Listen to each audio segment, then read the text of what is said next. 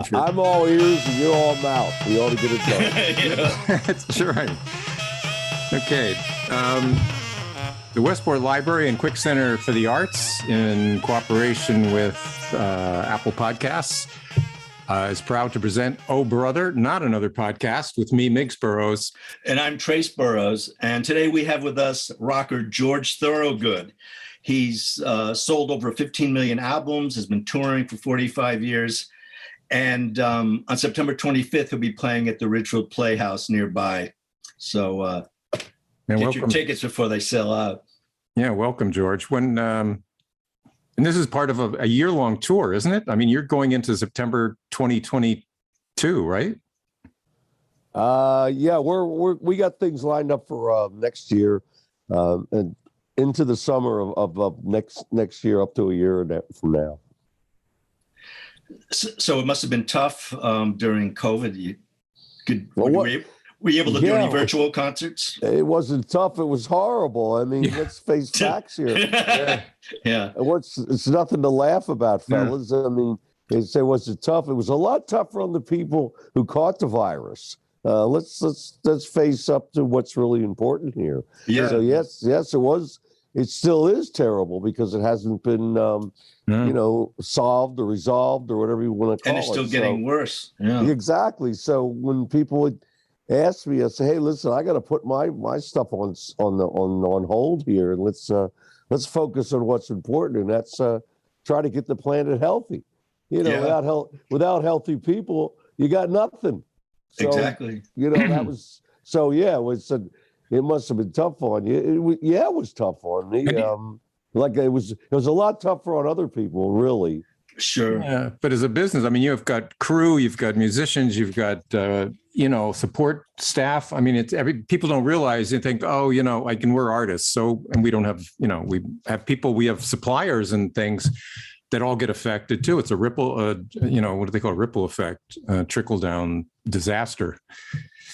Well, it's a business that doesn't run itself. When you keeping the organization alive and well and healthy is a lot more work when you're not working. That's when the real work is going on. When you finally get out there and get on the bandstand, that's the tip of the iceberg right there. It's the other stuff that when you're not performing live that you have to keep. You have to keep the wheels greased, and that takes a lot of work. Like any business, there's no days off. Yeah. Right. Well, your art form in particular, I mean, besides, the musical talent, I mean, it's physically demanding. I'm just curious, what's your own personal regimen? I mean, do you run, do you work out? Are you just naturally in shape day in and day out? Or, how do you keep yourself, physically positive? I have always appreciated the value of a good night's sleep. Mm-hmm. And my parents taught me at an early age, whenever you get a chance to get out of work, take it. Yeah. Well, it's sort of like Yogi Berra's thing, when you come to a crossroad, take it. I never heard a doctor yet say you're getting too much rest. Yeah. You're right. I'm all for that. So I'm sure through the years, starting out when you began, 45 years ago, your influences or the bands that you love have changed. What bands through the decades are your favorite bands or music or performers? Well, you're going to be hard pressed to find a heavier live act than the Jay Giles band. I mean, I was very, I still am an avid fan of that organization. When they perform live, nobody could touch them. Peter Wolf to me is one of the most underrated frontmen live performers ever. And, why that band or that performer is not in the Rock and Roll Hall of Fame is a mystery to me. Nobody could cut it like that, those cats. And of course, like anybody else, when I was a kid growing up, I was a big Rolling Stones freak. You know, I was, you know, I wanted to play the guitar like Keith Richards. I wanted to sing and perform like Mick Jagger. And I wanted my hair to look like Brian Jones. Yeah. Didn't you? I think I heard in an interview that the first time you met the Rolling Stones, you met them before you ever saw them perform, and that Charlie Watts asked for your autograph. Is that true? It is. How many people can say that? Now, that's a rock and roll story. Nobody can top that one. Absolutely. Really? That's fantastic. So what's the story with the Rock and Roll Hall of Fame? What's the politics there? How come some bands get inducted and others don't? How would I know? I don't know how these things work. I thought you'd have the inside track on that. I'm too busy laying out sound, baby. You know, I'm doing what I got to do. There's an old saying: if you mind your own business, you'll stay busy all the time. So that's what I do. Yeah. So I read that one time Jagger got on stage and sang with you. Like, when that happens, does he have to clear that? Like, talk to your management or you before and say, this is what I want to do? Or is he just like walk on and you're just going to go, sure, it's Jagger, come on and sing, you know? What do you think? You know, I could work either way. I don't know. Yeah. Mick Jagger does not need an introduction to get up on anybody's bandstand. Okay. So when he got up, you must have been like totally blown away. Huh? Well, he showed up at one of our shows. We were on tour with that band in Europe, and we haven't the Rolling Stones had a non-show date, but you know, we were filling in the gaps there. You know, we don't make the kind of money that they make, and we were doing a gig with part of their band, Bobby Keys and Ian Stewart. So, you know, Mick Jagger showed up. I mean, this is a very busy man. You're not just talking about a front man for one of the most famous rock bands of all time. This man is an international celebrity. You know, when he's it's not like he just gets out of bed and says, I think I'll do this today. You know, I mean, it's a little more involved. So when he showed up, that was very flattering, you know. Sure. And then when he said, I'd like to get up and sing, and I said, oh.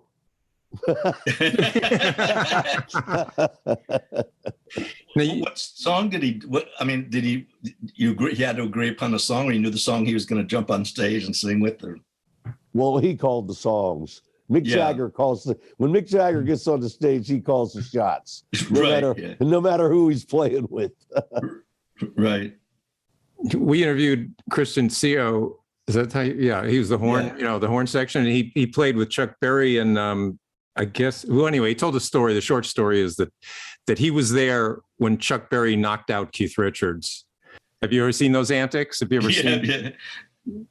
No. Okay. You don't want to get on his bets. So. Enough said. Enough said, yeah. So what is Monkey Beat? Is that a band that you were in like a long time ago? Yeah, it's Jim Sewell's band, Monkey Beat, out of Texas. Pardon? Texas? It's a band out of Texas. Oh. Jim Sewell's band, Monkey Beat, out of Dallas, Texas. Yeah. We shouldn't mention that you're raising money, and you know, I'm sorry for your loss. Your wife, Marla, succumbed to ovarian cancer, and you have the Marla Thorogood Memorial Fund for ovarian cancer, right? And is this I don't know, is this tour raising money, or part of the proceeds go to that? It better. Yeah. Oh, I'm doing everything I can do, fellas. You know, I mean, if you want to buy a T-shirt, you know, part of the proceeds go to that foundation. So it's really up to the people. We've done our part. So it's a team effort here to get some, you know, research going. You know, I mean, there's research for it already, but it's never enough because it's not cured yet. Right? I know. I mean, as long as we've been alive, I mean, you know, cancer research has been on the forefront. Oh, you know, we're almost there. And, you know, it's when the government wanted to build an atomic bomb, Manhattan Project, they had 100,000, you know, scientists and experts come together. It feels like if they put that kind of energy behind that, they could cure some of these cancers. Huh? Well, that's the politics of it, you know. I mean, there's only so much money in the cash register. What are we going to do? Are we going to create an armed forces to protect the people we have? Or are we going to take the money and stick it into research to save the people we have? And that's a heavy thing that's been going on since the dawn of time. You know, I'm not involved in that area, but you know, there's an argument on both sides. You know, how to spread the money around. You gotta defend your country, and at the same time, you want the world to live. You know, what good is an atomic bomb if there's no people to protect? Yeah, right. Know? Yeah. So, well, that's just me. What do I know? I'm just a guitar player. Yeah. Well, Do you have any so like in the world of rock, you have like contemporary, like other famous rock, you know, buddies that are like other famous rockers like yourself? There's a lot of rockers more famous than me, yes. But I mean, like, are you like sort of like a lone wolf out there, or do you have like buddies that you hang out with, you know, the other, you know, known? A lone wolf. I'm a fox, baby. Like a lone fox. Yeah, man. and where did you always have that distinctive growl? You know, the kind of John Kay, Steppenwolf, you know, was one, you know, off kind of not the same, but you know, were you born with that growl? Did you come out of the womb, you know, growling at your mom? You know, most people do come out of the womb growling. Yes. As soon as the doctor smacks you on the ass. Well, I'm not a musician. Trace is a musician. I'm not, but I do have a question because it fascinates me. I mean, Bad to the Bone, arguably, is probably, you know, the best riff ever conceived in rock and roll. And so I'm playing the total naive, ignorant person here, audience, asking, you know, how does a riff come about? Are you just noodling on the guitar? Do you wake up like Paul McCartney said he woke up with the tune from yesterday in his head? I mean, do you work on it? Is it just an inspiration that comes, you know, I mean, you know, are you taking some herbal enhancements? I mean, how does that come about? I would love to wake up with Paul McCartney. I would love to go to bed with Paul McCartney. Now you're talking. That's an inspiration. Yeah, right. Absolutely. Now you're talking. Now, you know, the genius of, you know, Sir Paul and, you know, John Fogerty or Joni Mitchell, those people, they're blessed with immortal talent. Us mortals like myself, you know, the struggle continues with me. I clawed my way to the middle. No, well, you're underplaying that, but no, really, seriously, that is one of the to be able to. You may not want to say, but it's one of the greatest riffs in rock and roll. Well, let me put you straight on George Thorogood. I do not have a very good ear when it comes to music, so I'm trying to play something, and I always get it wrong. Oh, and I said, "This is the lick I'm trying to do." And it comes out the way it comes out. And, you know, and people come on, oh, this is the way it goes. And I go, as much as I try, I can't, you know, I want to play Bex Bolero, you know, but I can't play that. So I sit there and try it. When it comes out, I said, oh, man, it ain't coming out like that. So it's usually the riffs that I've come up with, the very few, they're a mistake usually to begin with.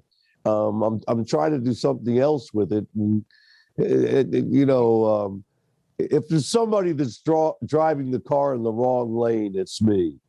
Yeah, well, that's artists. Yeah, that's where artists. That's actually that inspires me. Yeah, it does really, because you know, we grow up in the wrong lane, and people usually you know, shame us for it, and to be able to do something creative. Speaking of, you mentioned Jeff Beck, so I think in something I heard interview.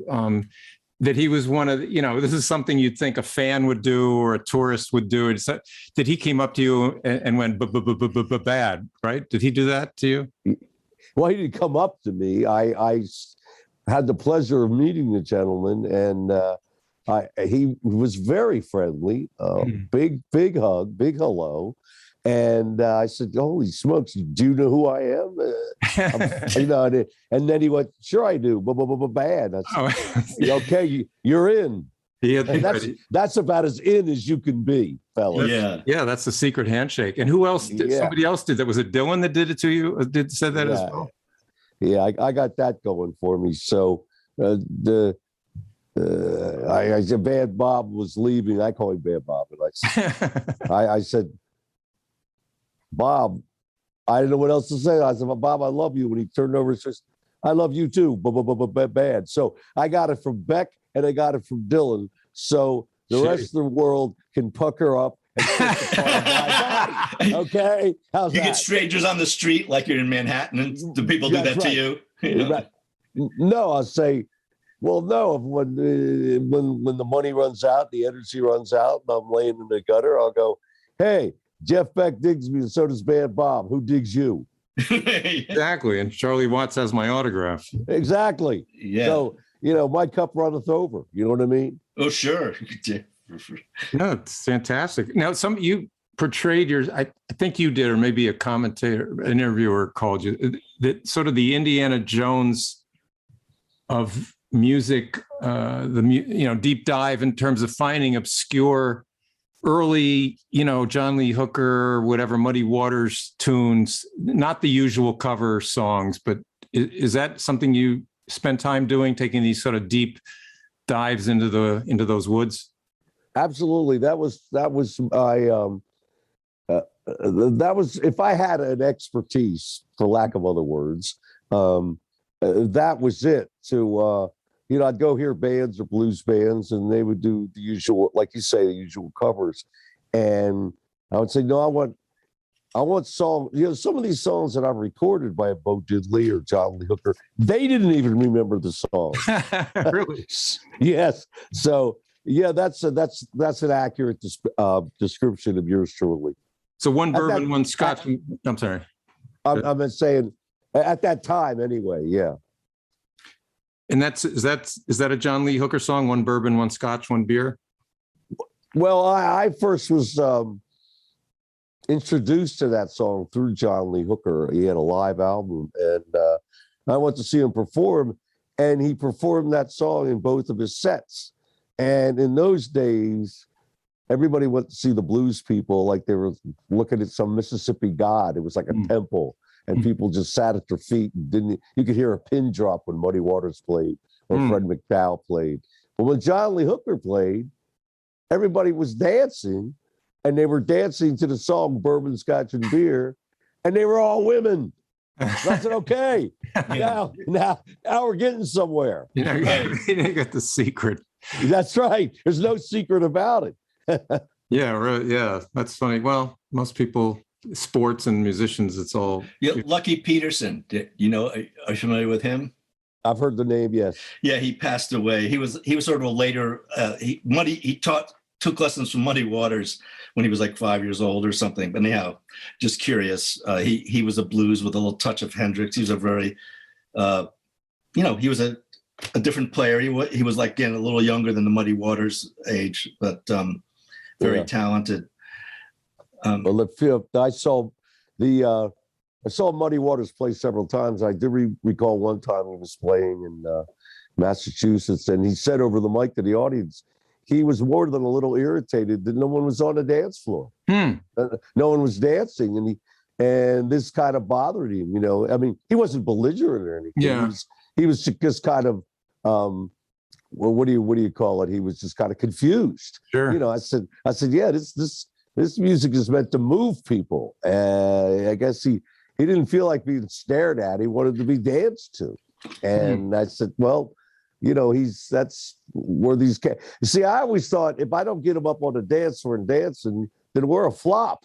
We haven't pulled it off, And I think that's what Muddy Waters was trying to tell his audience, And that's every entertainer's. That's the true side of appreciation, I think. If you're playing, if you're that type of band, of course, if you're reciting poetry or you do what Liberace did. I mean, you can't expect the dance floor to be packed. I mean, that's a different kind of act. But in the past, we said, man, we didn't get them up dancing, didn't get them up rocking, then we must be doing something wrong. Yeah, that's the barometer. Yeah, well, you do. And you did definitely give. That's the other thing. Well, I'm going to go back because I don't think you answered except for sleeping well. But, such an energetic, you're such an energetic physical performer. I mean, do you do any, workout, run, bike, swim, or is it really just come naturally? You just have it over the years. Is performing your workout? Good health does not come naturally. You have, like anything else, you have to work at staying healthy. It's called the pursuit of happiness, fellas. It's the pursuit of good health. Yeah. I finally cornered Chuck Berry, the great Chuck Berry, and I asked him a question the world has asked him, and I thought this could be the only time I get a chance. He might throw me out of the room, or he might help me out. Punch you. You never know with Chuck. As I said, Chuck, if you had to boil it down to one thing, that's like you said, the barometer of success. What would it be? Mm-hmm. And he looked at me and he said, George, you got to eat right. Really? And I started thinking about that. If you don't eat right, you're not healthy. And if you're not healthy, you can't do anything. You can't be happy. Yeah. Yeah. You can't do anything. You can't go to work. So, that made a lot of sense. He had it boiled down to the common denominator, So coming from Chuck Berry, who am I to argue with? Yeah.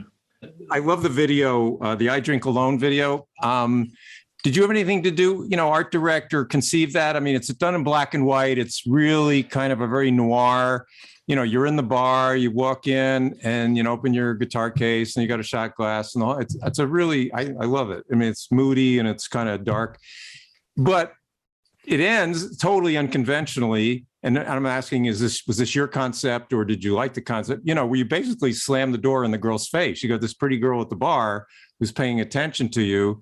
And, and you leave and it's I drink alone. Goodbye. Well, it's usually the other way around. The woman slams the door on me. That was a terrible ending. That's the movies for you, And the movies are always going for an exciting ending. And I was going, ho, ho, ho, ho, hold the phone here. Let's talk about reality. Yeah. If I'm lucky enough to get someone to talk to me, I'm not going to walk away and slam the door. Hold on, where are you going? Did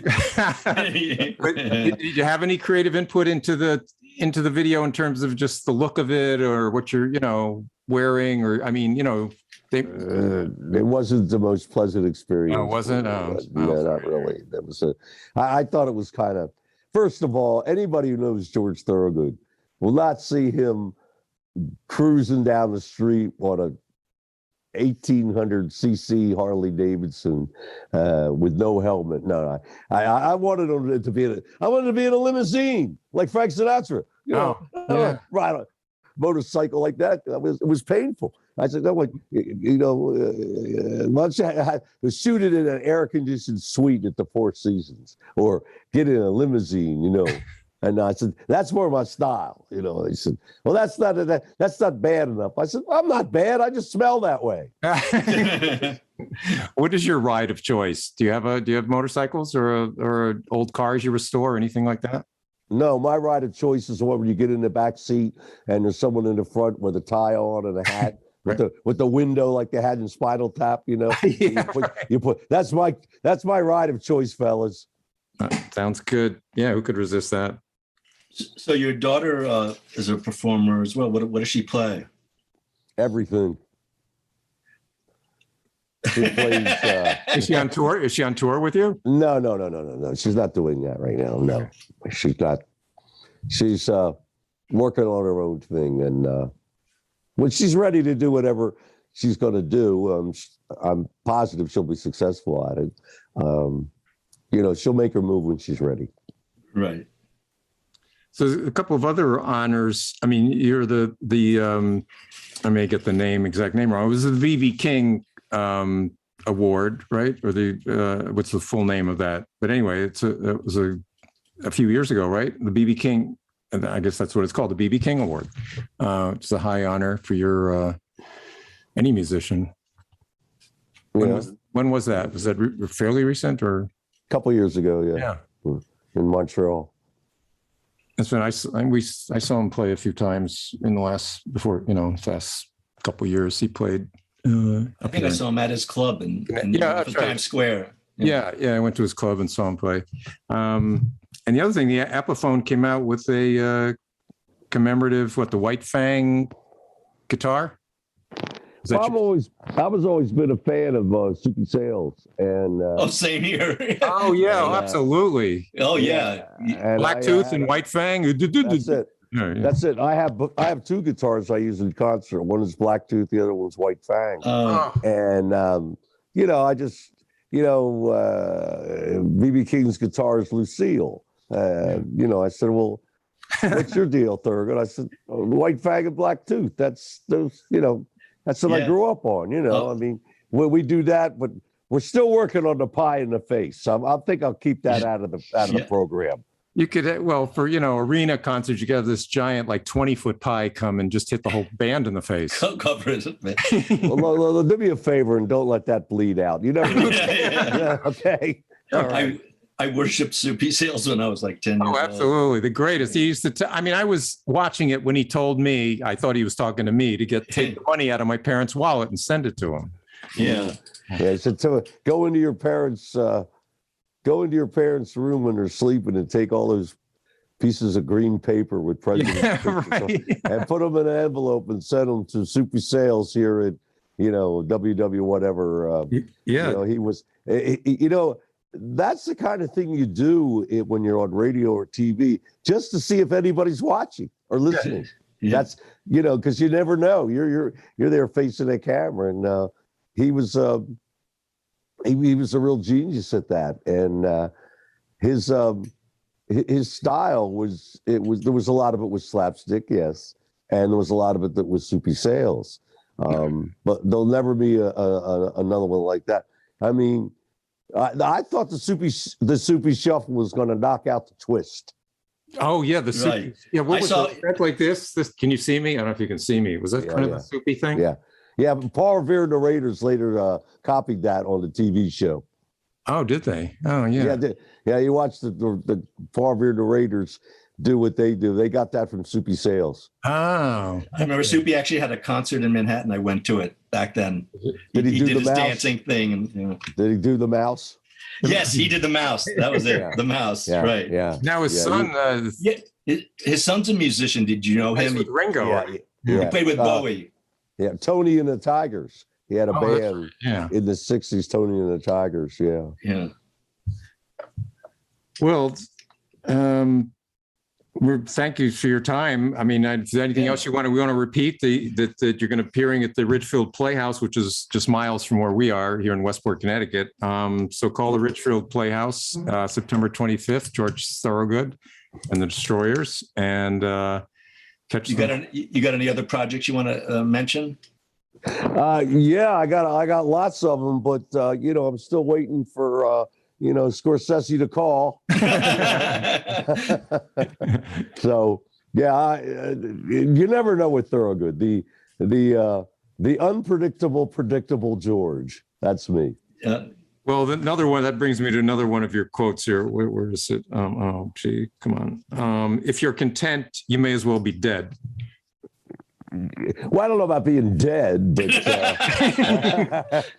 that's pushing it a little far. But it's like "Stay hungry." That quote. Yeah. I mean, there's always that. I'll give you one last little deal here, please. As you may or may not know, doesn't matter.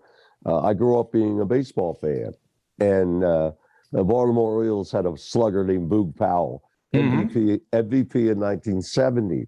And this guy could really clobber the ball. He used to hit these moon shots off the light towers in Baltimore Memorial Stadium. And he would hit these moon shots, and then he'd come back and sit back at the bench. And his teammates would say, "Hey, Booger, did you get all of that one?" And he'd go, "Not quite." Oh, geez. Now that's saying something right there. Yeah, there's always a little more to get. That's right. That's right. Yeah, you don't want to. Well, apparently the Chinese have a tradition. I went to China and there was ivory carvers, and they said they deliberately put a flaw in everything they do because they don't want to offend the gods. And anyway, so that's another approach to it. Well, then, if that's the approach to it, you know, I must be a big favorite with the gods. I think the gods are still playing your riff wherever they are. Thanks for coming on the show. It was a lot of fun. Yeah, okay, fellas. Most of what I told you is true. Yeah. Oh, yeah. Yeah. And vice versa. Thank you so much for your time. You're welcome. Next time we'll do a very flawed interview. Yes, right. All right. Later on, fellas. Okay. Bye-bye. Okay, bye. Take care.